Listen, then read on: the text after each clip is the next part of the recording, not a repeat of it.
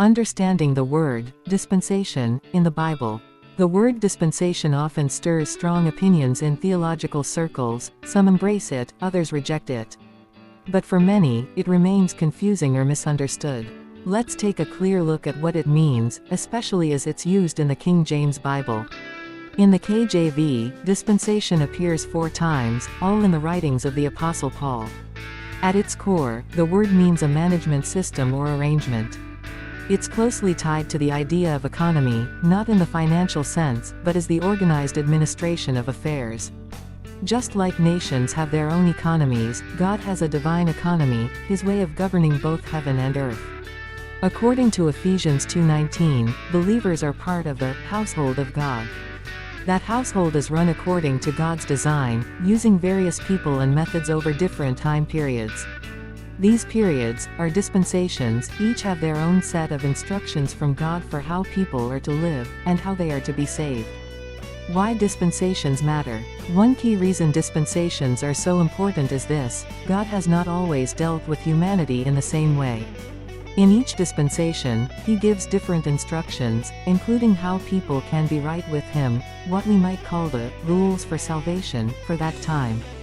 For example, in the time of Noah, salvation meant believing God and building an ark. In Moses' day, it involved keeping the law. Today, under the dispensation of grace, salvation comes by faith alone in the finished work of Christ, apart from the law. Ephesians 2:8-9. Mixing these instructions can cause confusion. That's why recognizing dispensational distinctions is essential. It helps us rightly divide the word of truth, 2 Timothy 2:15, and understand exactly what God expects of us today. Grammatical notes and misunderstandings. In English, we sometimes turn nouns into descriptive forms to clarify meaning. For example, the dispensational differences are clear when we compare Peter's gospel with Paul's. Here, dispensational is an adjective that highlights the differences tied to God's different arrangements. You may also hear dispensationally used as an adverb.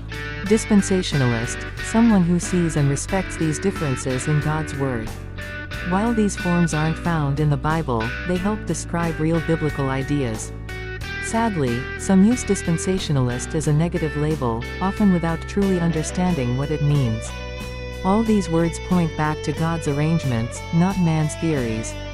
If others don't see it, that's okay, it's not our job to force them.